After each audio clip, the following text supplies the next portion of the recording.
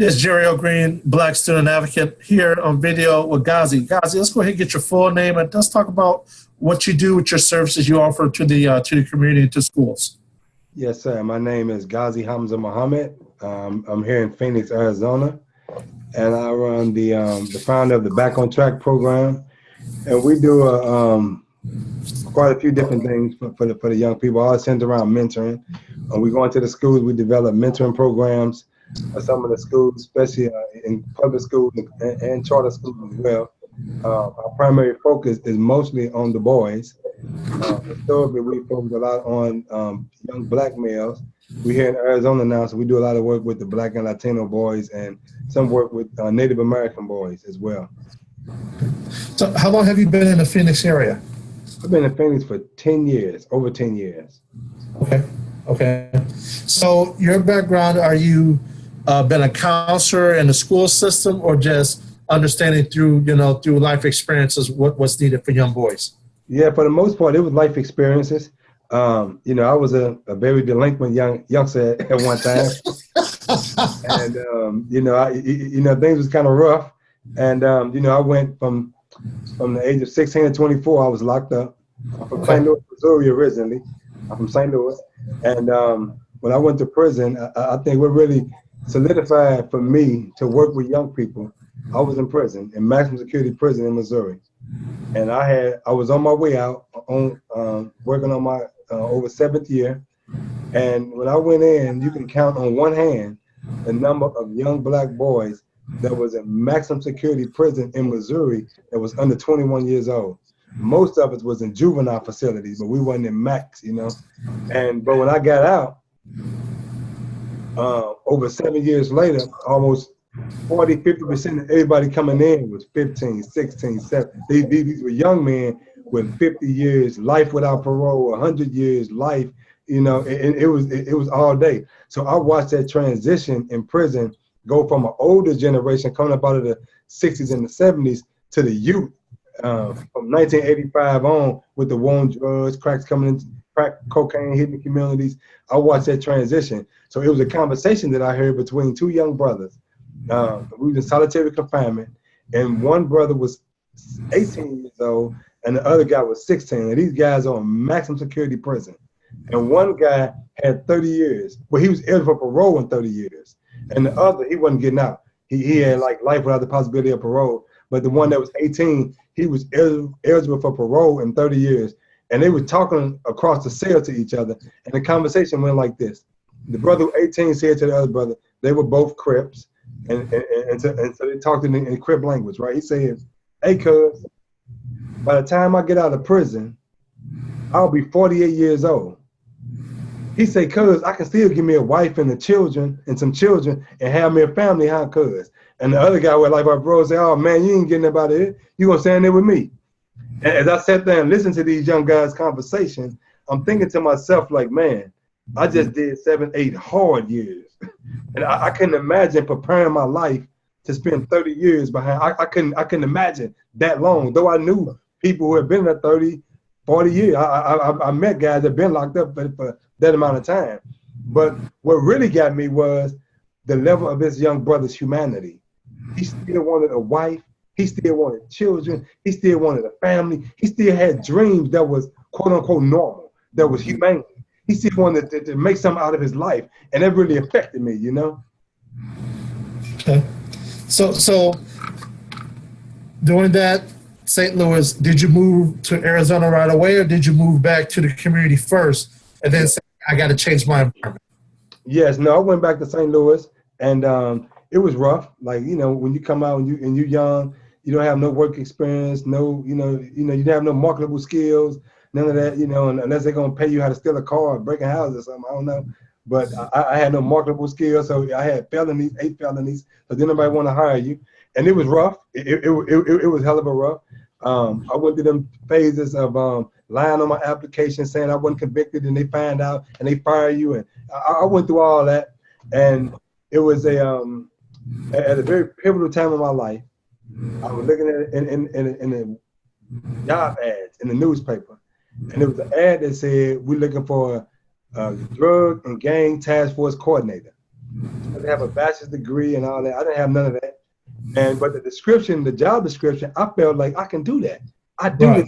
I live that life. I can talk to these young guys, you know. Right. And I went to the interview, and it was something. Listen, I had a shirt on I got from the thrift store that the collar didn't fit. It was like hanging off my neck. I had my little tie on, but I wanted to look good for the interview, you know. Right.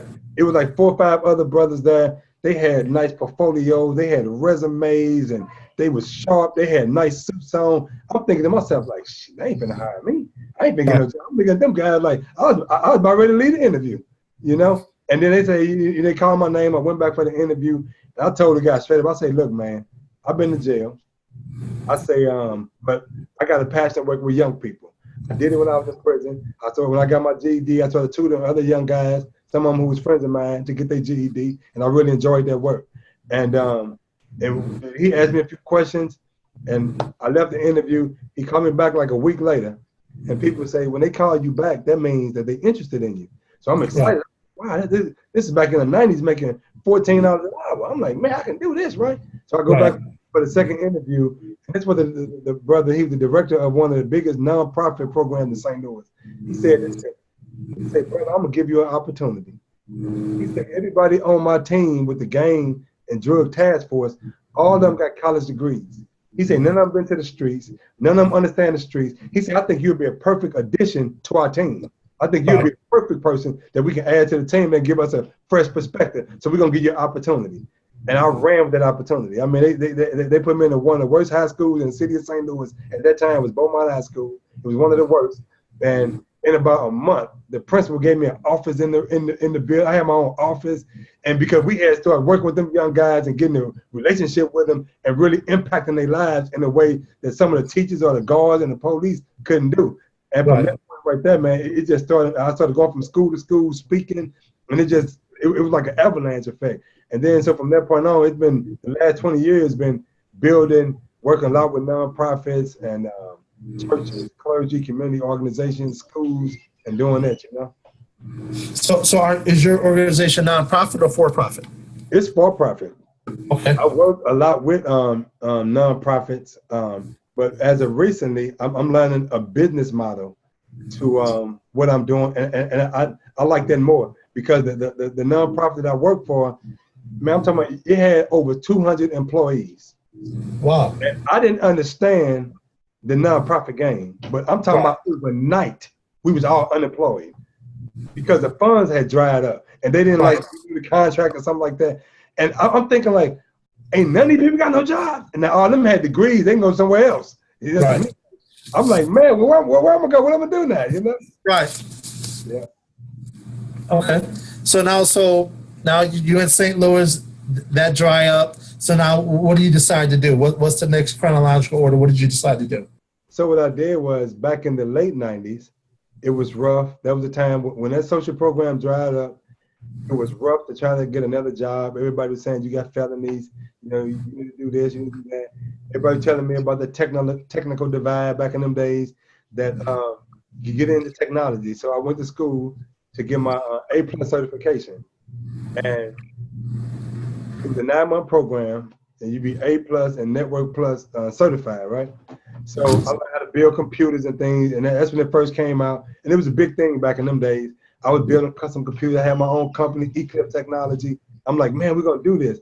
But in order to really get into that industry, they ran background checks, right? We want to work with people. And then when I got to the end, they're like, oh no, we can't do that with you. I'm like, I spent all that time and money in school. I can't.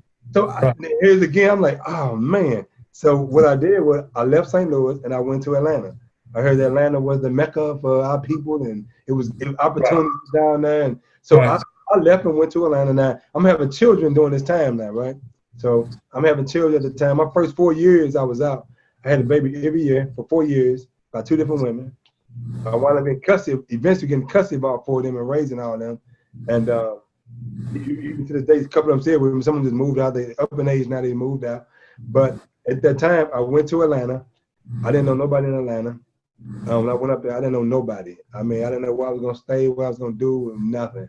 And it was something. I went up there, I stayed in the men's shelter. And I was leaving the men's shelter with suits on, going in for job interviews and things like that.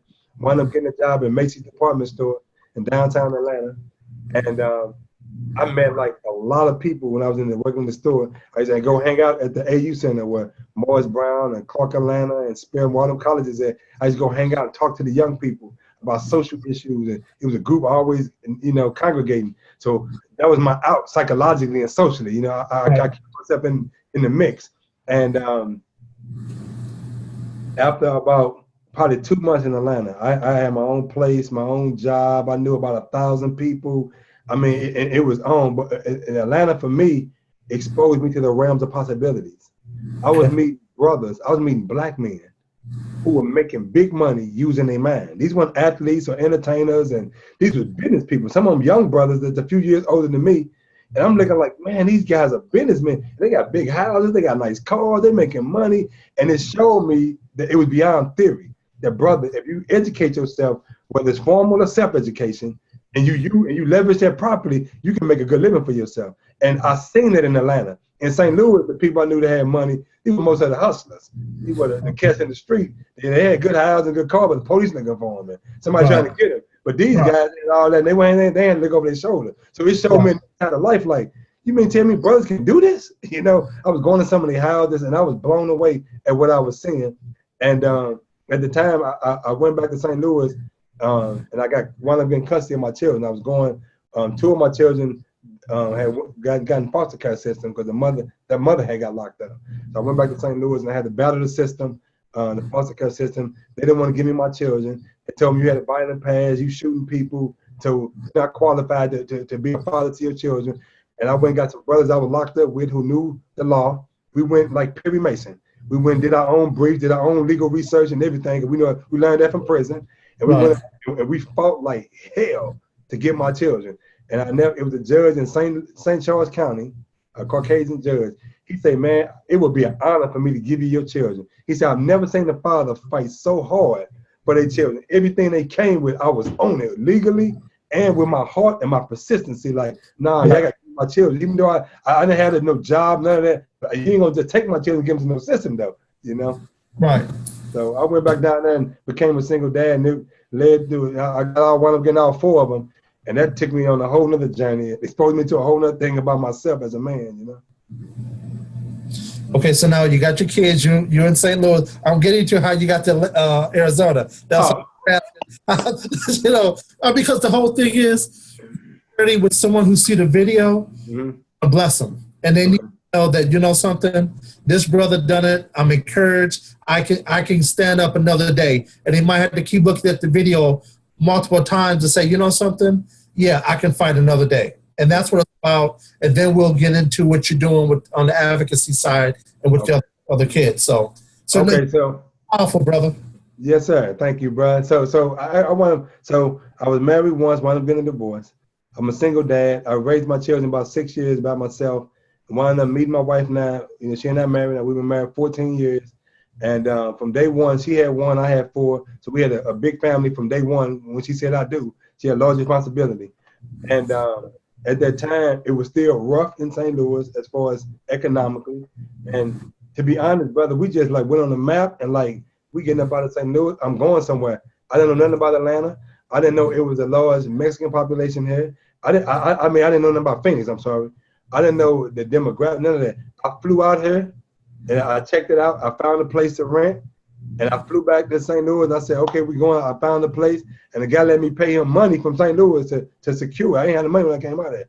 But I worked and paid him like, the money, and about 2 months later, he said, okay, everything ready. We threw paint. We got the new carpet in. Yeah, I can move out.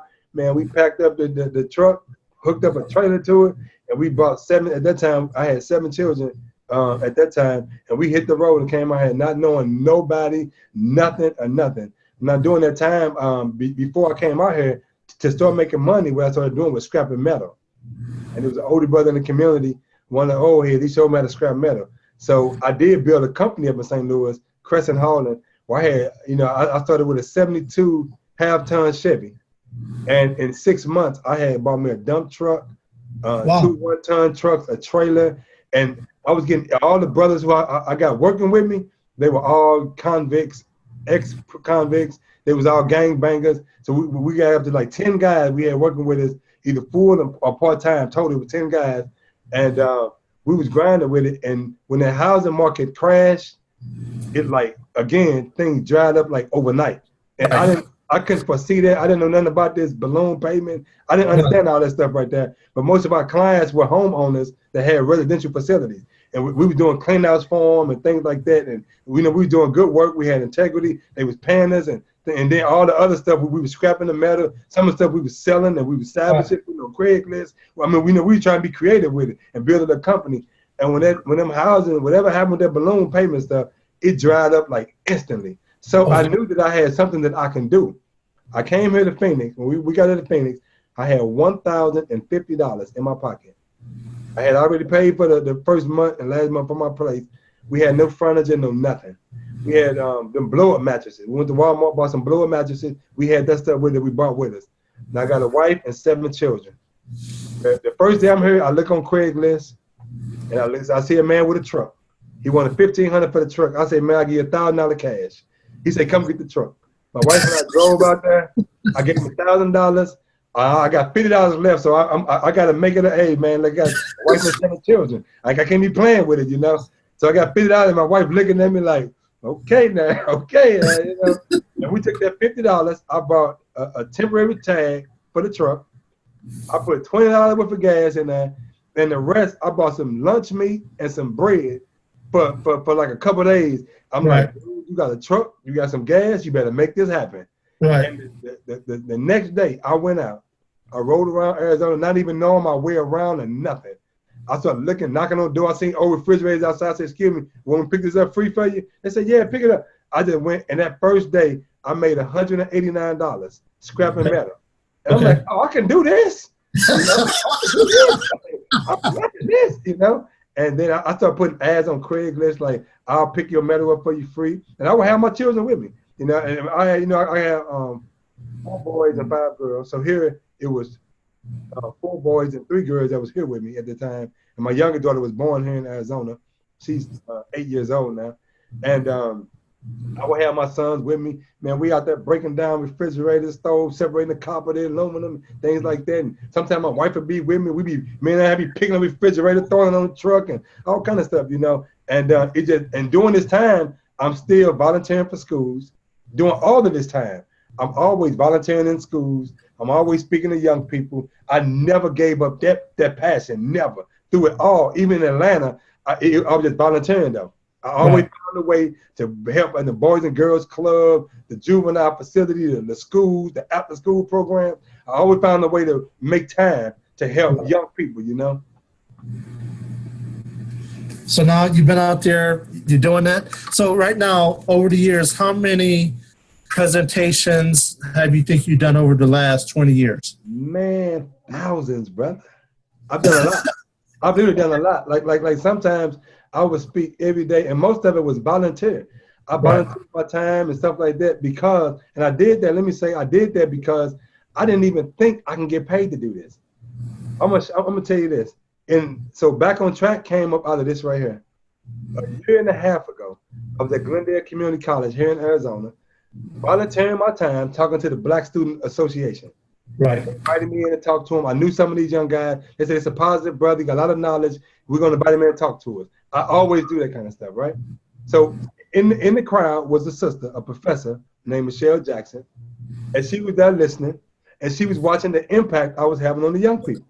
So after it was over, she walked up to him and she said, brother, can I have a moment with you? I said, yes, ma'am, how you doing? She said, I'm Michelle Jackson. I'm one of the teachers here, professors here. She was in the communication department. She said, do you do this professionally? I said, well, if you mean professionally, if I get paid for it, no, ma'am. I said, it's something I love to do. I've been speaking over 20 years. I love to do it. She said, have you ever gone to Toastmaster? I said, no, ma'am, I'm familiar with Toastmaster, but I've never gone through their program. She said, I want you to meet me in my office. She gave me information. She said, I want to have a meeting with you. A week later, I went to her office. She asked me 3 questions. She said, do you have a business name? I said, no, ma'am. Do you have a business card? No, ma'am. Do you have a website? I said, sister, I ain't got none of that. I said, give me a microphone and throw me in the jungle and let me do what I know how to do. Right. I said, I don't know. I didn't know nothing about no LLC. I didn't know nothing about the business side of speaking, right? So she said, brother, go get your bank account set up. Get your LLC set up. Get your business bank account thing like that. She said, because you got something, brother. I believe you. I watched it. She said, I've been doing communication for 18 years. You got something. If this natural, you're never going to Toastmaster. If this natural with you, you got a natural ability to affect people. I said, okay, I did it. 2 weeks later, she called me and she said, I got a small speaking engagement. It's paying. I think it'd be a good fit for you. It's going to be 13 professors there and about 50 students. She said, you interested? I said, yeah, it's paying. I'm like, yeah. Right. Yeah, real quick. Brother, I went and I talked for an hour and they gave me a $500 check. Dude, he's like, I'm on the way. I'm on the way. I was blown away. I'm like, you finna pay me to do this stuff? Like, 20 years free? I can get I had listened to Les Brown and Zig Ziglar. I had all them guys over the years that motivated, but I never saw myself in that light because I didn't think I was qualified, for one. Mm-hmm. I thought I had to have degrees and certifications and master degrees, that I had to travel the world. I didn't feel, I thought I was unqualified, for one, and then my self-image, myself, was very low. I still looked at myself like you the convict, you the son of drug addicts. You know, I still looked at myself in a poor light. No matter what good I was doing, I said it had a negative image of myself. But when that sister did that for me, she really opened the door. And when I wrote my book, I wrote a book and published, self-published last year in May. I asked her if she write the forward to it. I said, sister, you open the door for me. You have no, I ain't going back now. I mean, like, it's on now. You know? And so from that point on, I've been speaking, getting more and more paid engagement, being invited to keynote graduations, and it's blowing me out. Like, you mean to tell me y'all gonna pay me to do this kind of stuff? Yeah. So now we fast forward there. Say you've been speaking for a year. So now when you go in, it doesn't matter the crowd, or are you going in looking for what they call the underserved, disadvantaged, or what's the other term they use now? At risk, disconnected. At risk. Yeah. Well, when I go in, historically, and this was, I had to kind of find my niche, right? But historically, in St. Louis, we went to many schools, it was all just primarily black boys. Right. And I thought that should be my only demographic because I was a delinquent young boy at one time, you know? So I can relate to them. I kind of know. So, but when I go into the schools up here, most times they would give me the boys and they would I would tell them, don't tell me who the worst, I don't want to hear all that. I want to see for myself. So I go in and I observe and, you know, I've been in auditorium, I watch, and it take me a minute to figure out who the ringleader, who the class clown, who the one everybody respect, who the one everybody fear, and then I would go to that one right there and I'll put them to the side and say, look, I want you to be my assistant for this presentation. I want you to assist me because I know if everybody looking up to him and they fear him, respect him, or whatever the case is, and he assisted me, they won't think it's corny. You know what I'm saying? So I kind of developed tactics on how to get the one y'all love and respect and fear or whatever, right? And I would have them assist me and make it cool for them to do that. You know what I'm saying? They thought it was cool. And I would go in, when we develop mentoring programs, it wasn't, nothing is prepackaged. I don't come and say, we got this right here, we can do X, Y, and Z. I come in and I do an assessment. I say, what's going on in the school? Sometimes bullying is a main issue. So we develop some around bullying. Sometimes it's gang violence. We develop some around gang. Sometimes it's suicide. Sometimes people just hustling. Sometimes it's drug addiction. A lot of people here, a lot of young people, they on meth, and some of them on heroin. And so, you know, wherever we go, we custom make our program to fit the needs of the school. We don't get no prepackaged meal. I tell the teacher, I say, if you go to a restaurant, can't nobody just come give you a meal that they like? You know, try this right here. No, you gonna give me something that I need, something that I like. I might be a vegetarian. I don't want no steak. It might be good, but I'm a vegetarian. I don't eat steak. Right? So when we go in, we don't do no prepackaged. We go in, we assess. I talk to the teachers, talk to counselors and things like that. And now what we're doing is we do subcontract work. So they pay us to come in, and it may be $50 or $75 an hour. And it may be like just 4 hours a week in this school, 4 hours, like 2 hours on Tuesday, 2 hours on Thursday. And we may have 4 or 5 schools at one time doing it like that, you know.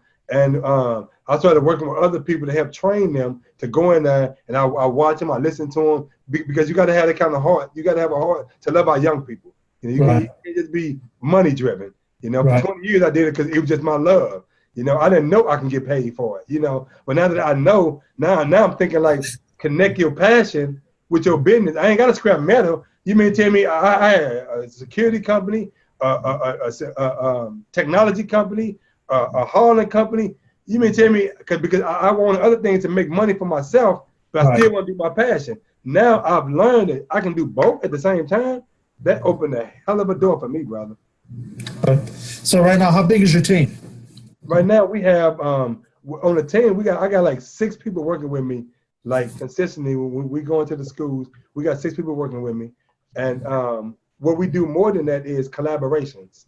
So I'm real big on collaboration. So I collaborate. If the team is collaboration, it's about 1,000, because I do work with a lot of nonprofits, churches, school boards. I work with a lot of them, and you know, it be an exchange. You know, monetary as well as resource, mental energy, time, things like that. You know, and you know, we kind of work together. Okay. So where's the 5-10 year goal? Or have you mapped it out? Yes, sir. Actually, for me personally, the 5-10 year goal is, so let me say, I just recently, in the last 6 months, became aware of the infrastructure of the speaking business. Okay. Admittedly, I had read many books, but I wasn't familiar with it. I didn't know. I never thought about to even look into it. For 20 years, I won't say I perfected the craft, but I was perfecting a craft on how to present myself and my ideas for 20 years. But for 20 years, I neglected unconsciously, not knowingly, the business side of that, the infrastructure. I knew nothing of. In the last 6 months, I'm learning about land pages and all that. I didn't know what a scissor reel was. The brother, I went to his place, brother said, "You got a scissor reel?" I said, "A scissor what? Like what is that?" And I didn't know what he was talking about. I had videos of me talking. I didn't know it was called a scissor reel. I had never heard that before, right? So in the last 6 months, I've been working to really get the business infrastructure together. You know, my marketing, you know, my website, just aside how to automate it, how to automate your business and text message marketing. All that's new to me, and I'm learning it, and I'm really excited about that because I can reach more people and it can be more effective. I'm doing like Facebook Lives now. I'm doing like Zoom with conferences. I'm doing these kind of things. 6 months ago was like a foreign concept to me. I was straight the old type. Almost with the rotary phones almost. You know what I'm saying? Let me go door to door. I didn't know nothing about how to automate a mess. I didn't know nothing about that. So right now I'm learning that. And right now I'm really focusing on building the motivational side, the motivational speaking side, the inspirational speaking, because I know that a lot of schools don't have money and resources to pay big fees for, especially like schools in the inner city. These poor urban schools, they don't have the budget to pay speakers to come in. So I still want to make my money doing what I love to do. And I also want to go in, I know, off times and volunteer my time to impact students. So I want to get to that point, and I'm going to get to that point where 5-10 years, we're going to be making a healthy 6 figures or 7 figures, no doubt about that. We're on the road to that right now. We've met many people. I recently connected with Les Brown. Brother connected me with Les Brown. And these last 6 months have been awesome for me. The people I've met, Trevor Otts, Dr. Ruben West, and the people I've met that's mentoring me now in the business side of it, I'm really loving that, because now I'm seeing results financially with what I love to do, my passion, and I'm loving it. So in 5-10 years, I expect us to be way out there, you know. And one key to what you're doing, 2 things. One is you have a book. That's the biggest thing when you start talking to schools. They need a product. Mm-hmm. So when you go in, your fee is a certain amount, but with that, they get so many books. Right. So that's one piece of it.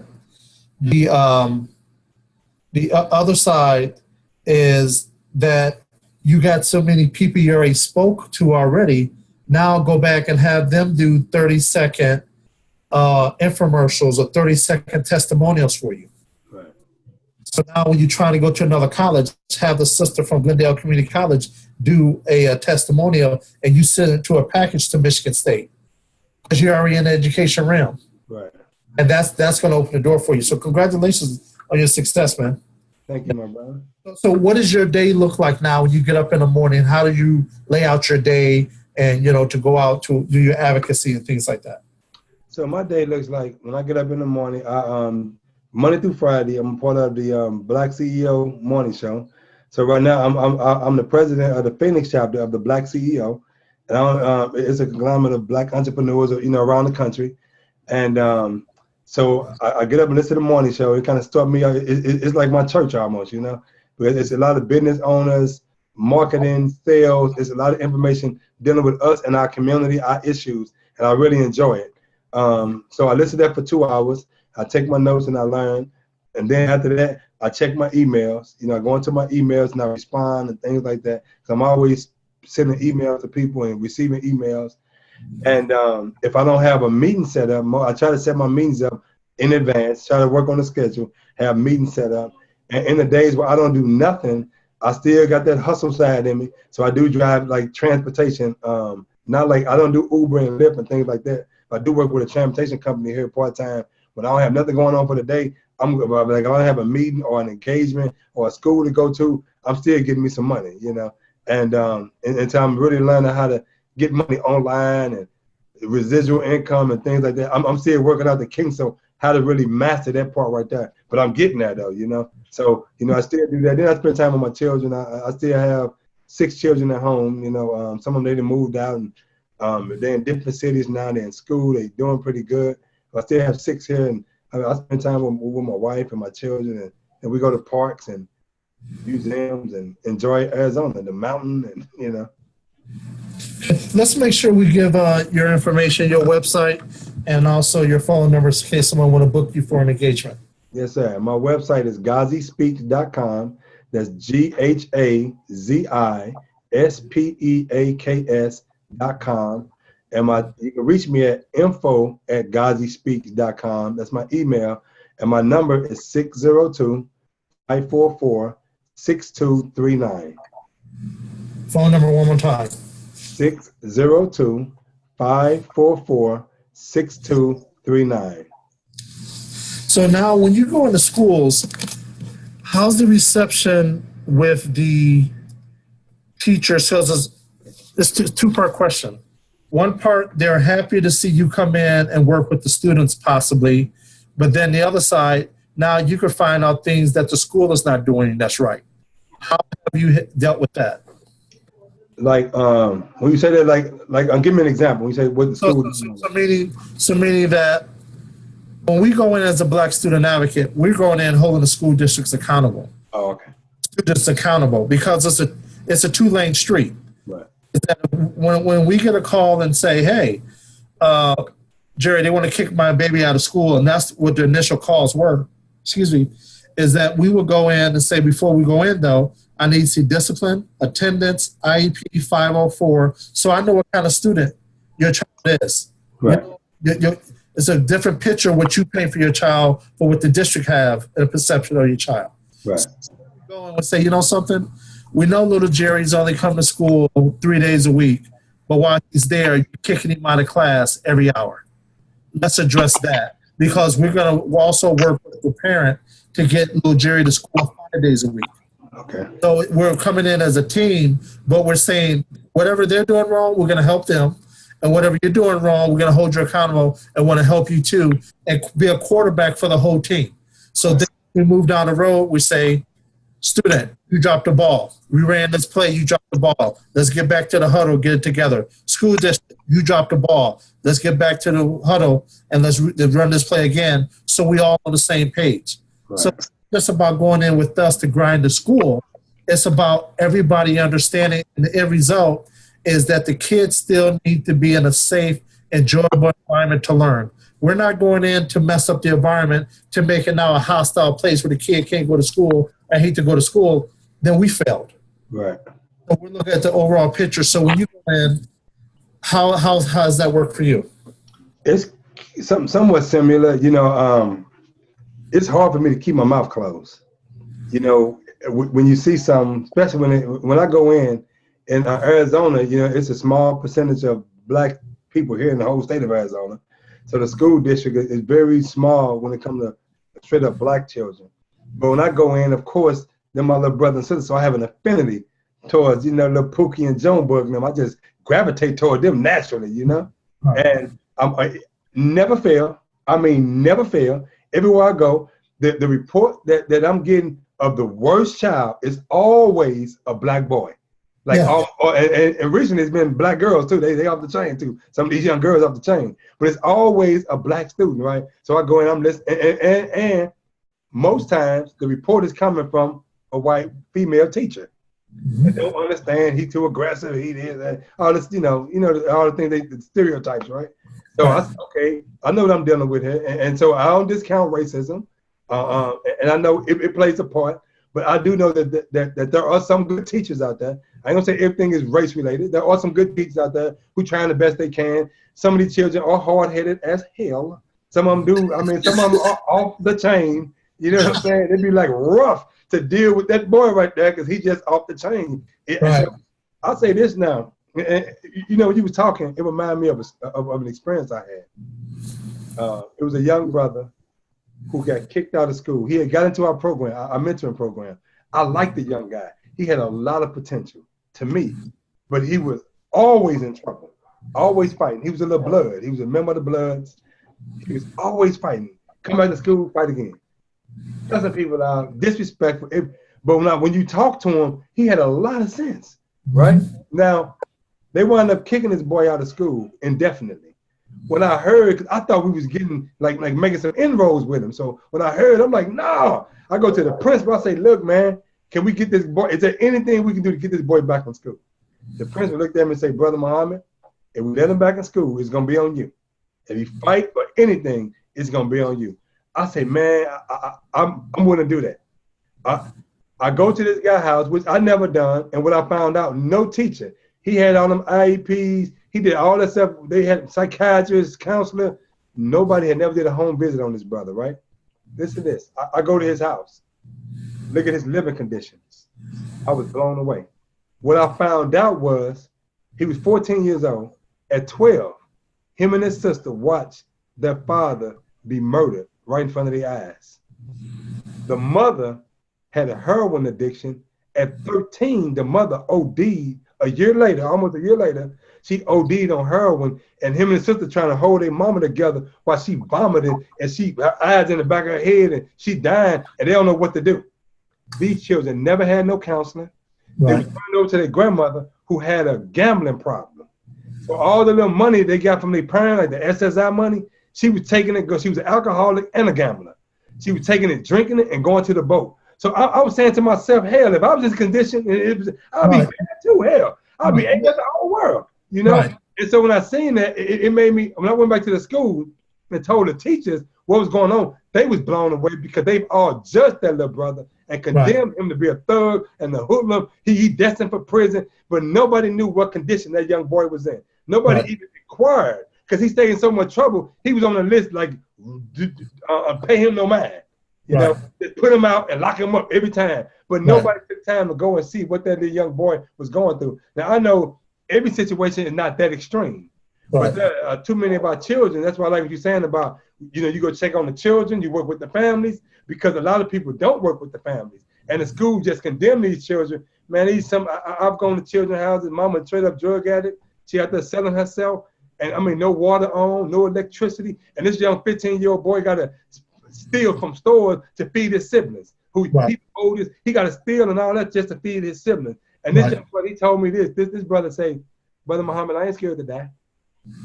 And people who think that these young people are fearless, and ain't nothing crazy about that. Ain't fearlessness. I learned that when they say oftentimes, I'm not afraid to die, and I live a reckless lifestyle, it's because in their mind, I don't care what's on the other side of this.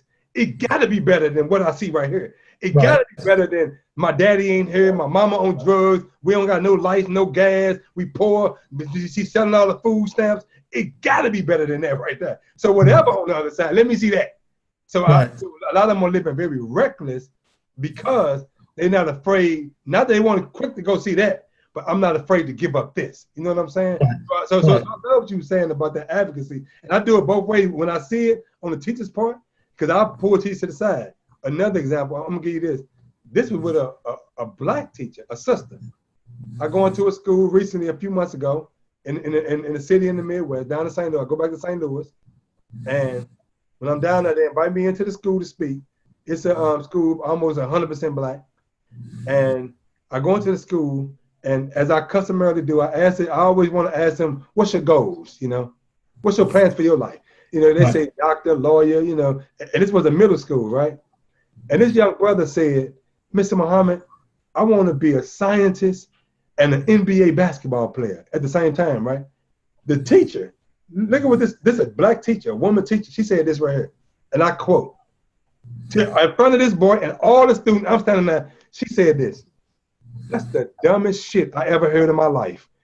Dude, I was blown away. Right. She said, how the hell are you going to be a pro basketball player and decide at the same time, dummy? You got to pick one or the other. Man, that like, and his face, like his look, I'm looking like, what dream. She killing his dream. She killing his dream. And you know what? So I didn't want to argue with her in front of the students, but I wanted to get into her. But I did it in front of the students. But I looked at the young brother. I say, man, let me tell you this. I say, I know people tell you that, but young brother, you can be whatever you want to be, whenever you want to be, and don't let nobody tell you nothing different from that. I don't care who they may not believe in you, but as long as you believe in yourself, you can do anything you set your mind to. And I pulled him to the side afterwards, and I really got on that, got with that young brother. But when they was gone, I told that sister, I say, sister, you're a black woman. Why in the hell would you tell that young boy to give him a dream? He ain't saying he want to be no dope dealer. He ain't saying he want to be no hustler. He said he want to be a scientist and a basketball player. Don't kill that boy dreams like that. And it made me really start looking at even our teachers, because they ain't all just white women and stuff like that. I'll come across some black teachers that's crazy as hell. Yep. And some of the stuff they say to these children, man, I'll be floored. I'm like, wow, do you have children? Is that what you teach your children at home? Like, how do you say that to these black children like that, you know? So, you know, I don't shut up when it comes to black teachers, white teachers. I'm going to say something. I'm going to pull them to the side. I'm not going to be disrespectful. I'm not going to argue in front of the students. I'm going to try to keep it professional. But I am going to say something to them, and hopefully it'll get through. I'm going to speak my heart. It's going to be very passionate, and maybe some cuss words coming out there, because I ain't the most speakiest person. So when I'm talking to the teachers, I ain't going to tell them how I'm going to say it, but I am going to say it, you know? You know, what we do also is, say, after we advocate for a kid, the parents have to call us 5 to 10 days in a row after school to let them know what's going on, to make sure we're getting everything back on track to basics. Because one time in October 4th, we hit an IEP for a student, and we had to go back in on the 12th because the school still weren't doing what they were supposed to do. These are the things we see, and the whole thing is, again, we look at the big picture, and even the proposal I'm putting together right now, we know we got to do community groups, and we got to go into the homes, because what happens is as many times that the parents didn't have a favorable experience in school. So many times that's why they're not coming to parent-teacher conference. Right. And other reasons we get a lot of calls is because the parents don't want to be exposed at a board meeting, because everybody up there on the board many times are masters and have doctorates. So it would be the mouthpiece for the parents, and I tell them, you tell us what you want to do. If you want me to speak at the board, I will. I said, when we go in to advocate for you, we're going to sit back and be quiet until it's time to speak, because we don't want to do the daddy syndrome. Wait till daddy comes home, or wait till the black student advocate comes in and then you get dealt with. No, we're here to support what you want, and it's about you and your family and your baby. Right. So we're there to say, hey, at the end we say, well, no, what you said was this, and that's not right. And then we'll address it. But we don't talk over the parent. You know, we need to do a sidebar, step outside. We'll do that too, and say, hey, this is what they're saying. Do you understand that? Oh, really? Yeah, that's what they're saying. Then we need to go back in with this plan. And then we go back in and address what's going on. You know, so, yeah, but many times the parents are intimidated and how the system works because it's their first baby or first, so that's some things we deal with also. So yeah. That's beautiful. Yeah, bro, that's beautiful.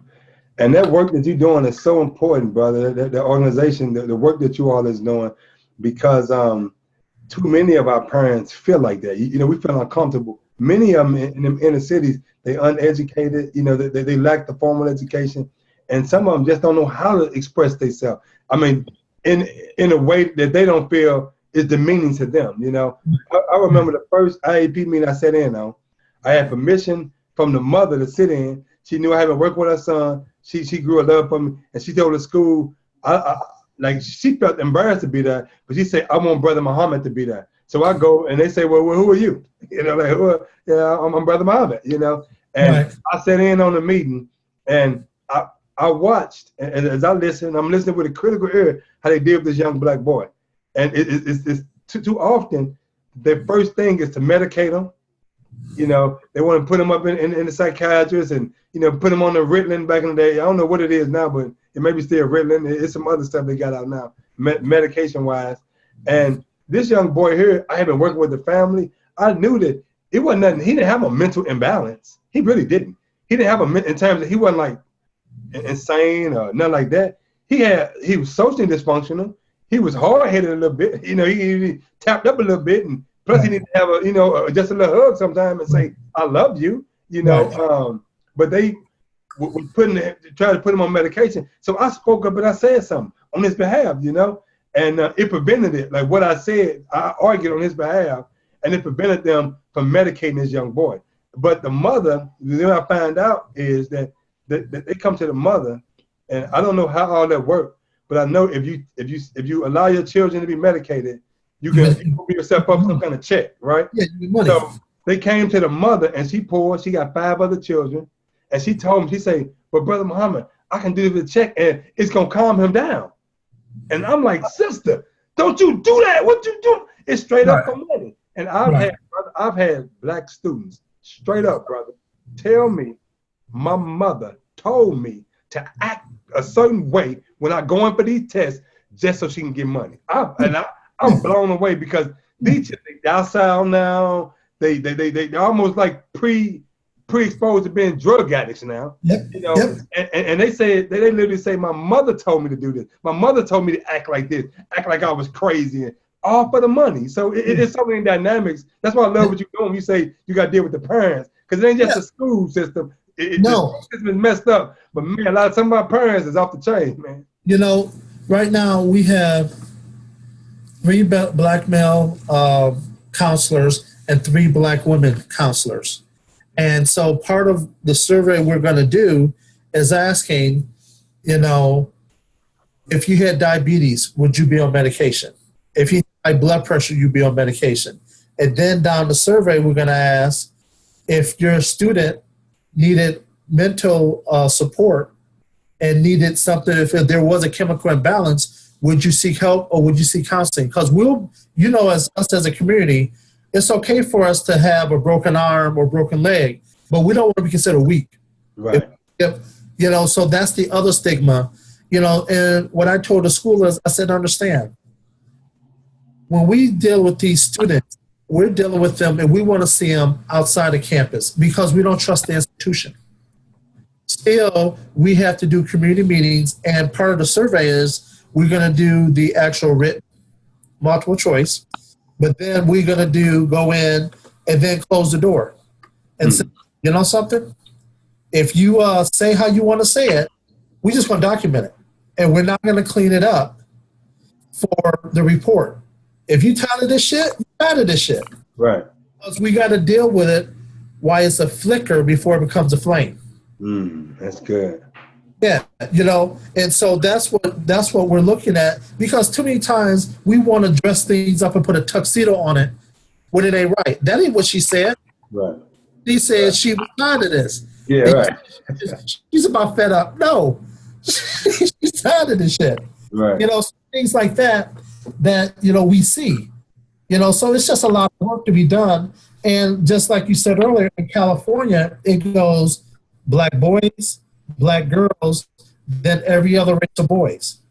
So then with that, then you have to put money into making these black children whole. This has to be done. So that's the task, and that's how we're going to approach school districts. And we'll come in first as an ally, and if it don't work, then we're going to become adversary. Right. And you know, let me result to help these babies in these communities, because one of our objectives is to stop the preschool, or what I call the pregnancy to prison pipeline, because the mother don't get the nutrition while she's pregnant. We're going to have problems out the gate. Right. You know, yeah. So that's the work we're doing, man. So man, you know, that's some good work. You know, that's some beautiful work, man. And let me say this, because you always triggering an experience in my mind, brother. Okay. And this, you know, I remember, you know, there's one young brother who was, he too was a gang member. His mother came to the school and she said, Brother Muhammad, save my son. She was talking to myself and another black male teacher in the school. She said, I don't want my son to die or go to jail.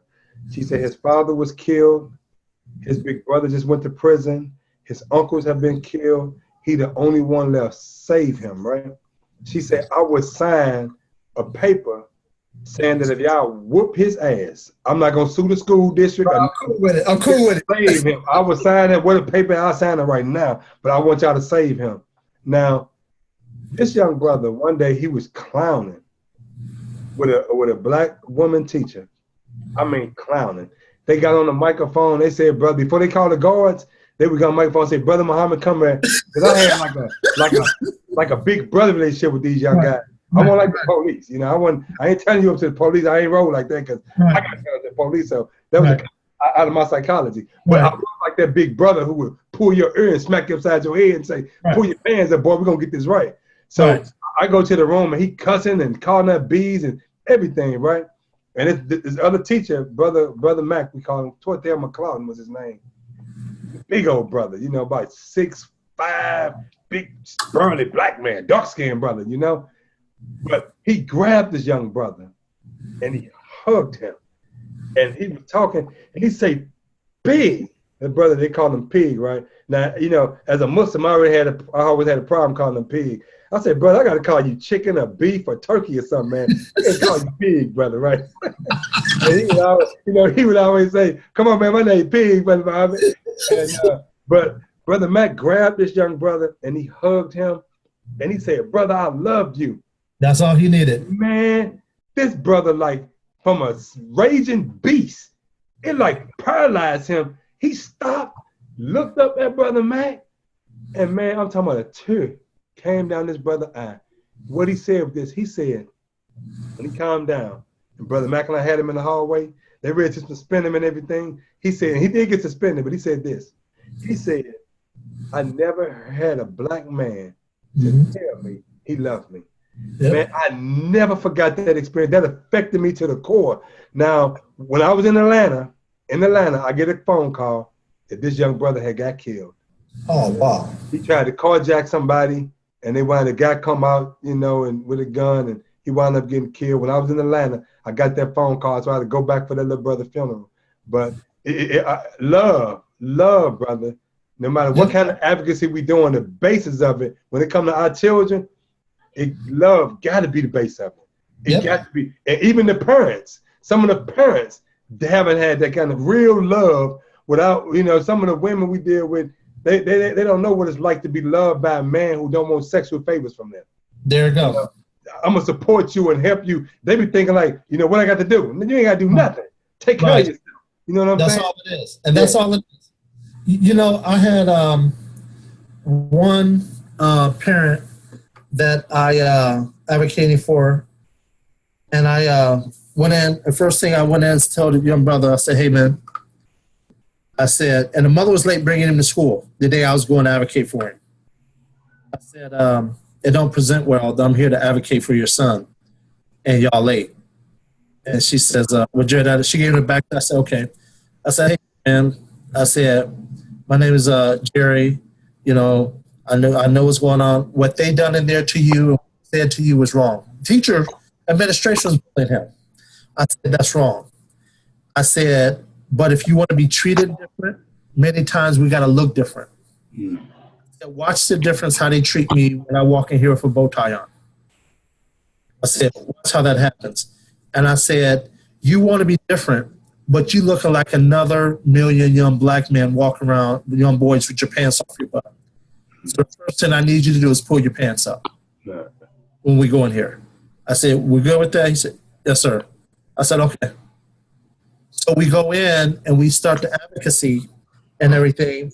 And this was the one when the district really wasn't doing what they were supposed to do the second time either. So at one point, then I tell the mom, I say, you know something? Call an attorney. They're violating his civil rights because the school is not meeting his needs for where he is and the IEP and everything. They're out of line. And we have so much teeth.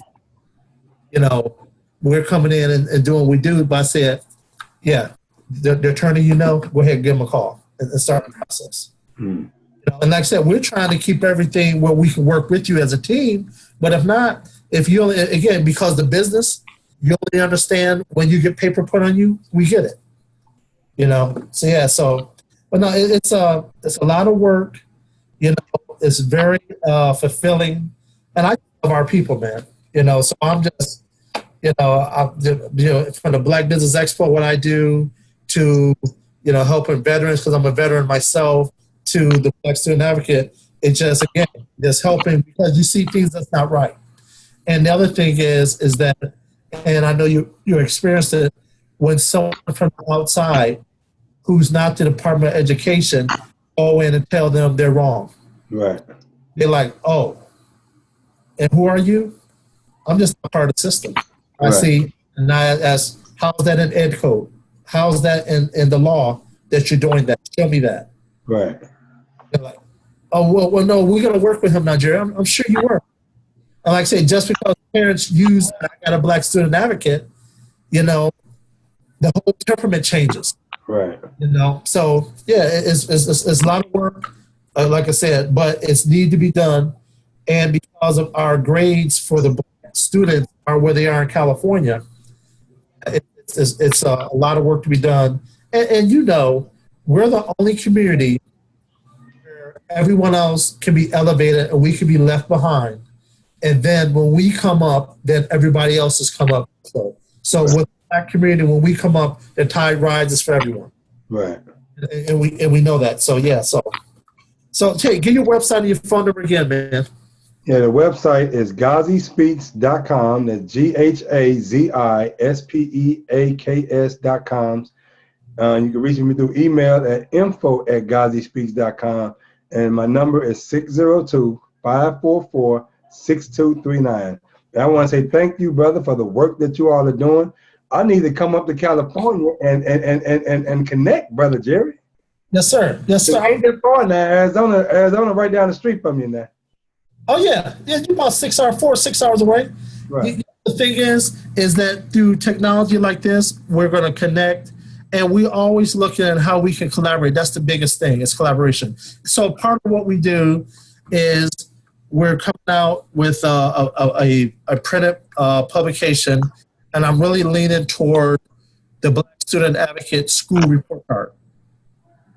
And basically saying, dealing with the discipline of Black students, dealing with their grades, and dealing with the racism and things like that, actually put it out. Because as you know, the biggest issue we have is that parents have to go to schools at 8 o'clock in the morning, and then another parent go at 2, and they both think they're on an island by themselves, but they're dealing with the same issue.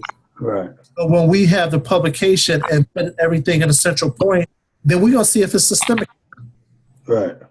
And that's what it's about, saying, okay, you know something? We do see it's a systemic problem. How are you going to rectify a school district? What are you going to do? And we know when we go put something in front of the board, they only have a certain time by law to respond in writing as to how they're going to rectify the problem. Right. So there's certain things that we're doing that the model that we feel should be able to be scalable, and we'll get affiliates or whatever else across the country, because it's work that need to be done all over the country to this preschool to prison or pregnancy to prison pipeline. Right. So anything, bro, in closing, you want anyone to know that might have just popped up in your mind? And again, we could do more interviews or more, you know, more events. So, and the thing, like I said, we're going to do, we have the talk show here, then also we'll have the report, and then the regular advocacy, and then also the surveys we're going to go to the communities with. So we're going to, like you say, do the assessment, then come back with the facts and say, okay, here you go. How are we going to rectify the problem? Right.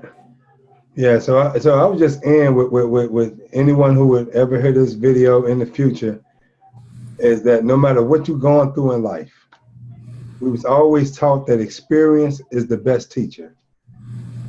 I'm one who like to challenge cliches that sound good, because I know people personally who have experienced the same thing over and over and over and over again, and they still experiencing the same thing over and over and over again, and they ain't learning nothing.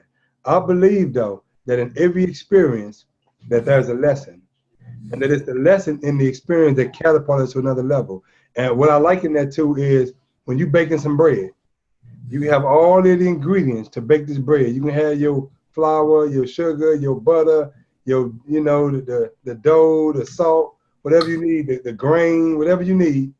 But the thing that make the bread rise is the yeast. You can have all the ingredients of an experience, the pain, the disappointment, the frustration, the setback. But the thing that make you rise from the experience is the lesson. So I always say hashtag the lesson is the yeast. So no matter what you're going through in life, what experience, good, bad, ugly, indifferent, pleasurable, whatever kind of experience it is, in the experience is a lesson.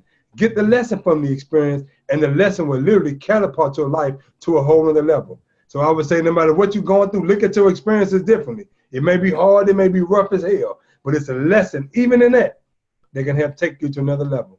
And I want to say thank you, brother, for this opportunity. I appreciate your energy, your spirit, and the work that y'all are doing. I salute you, big brother Jerry. Thank you, sir. And something, I looked at your website, something you had on there I thought was powerful. It says, you can't love yourself now if you hate the experiences you went through. Yes, that is real. You know, and so that's when you said, I was like, okay, yeah. So again, I appreciate your time. We can do more Zoom interviews and continue the collaboration. Again, I just appreciate it. So we're going to wrap it up. Again, this is Jerry O'Green, Black Student Advocate.